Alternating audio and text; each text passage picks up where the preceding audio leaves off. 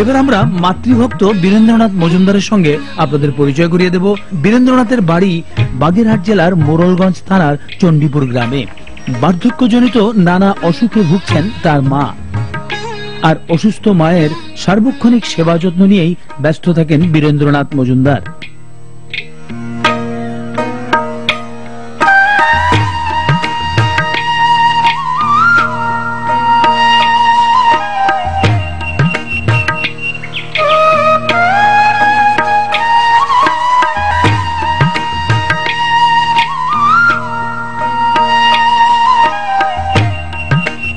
মাঝে মাঝেই মাকে নিয়ে দীর্ঘ 10 মাইল পাড়ি দিয়ে জিয়ানগরে পল্লী চিকিৎসকের কাছে যেতে হয় বীরেন্দ্রনাথকে।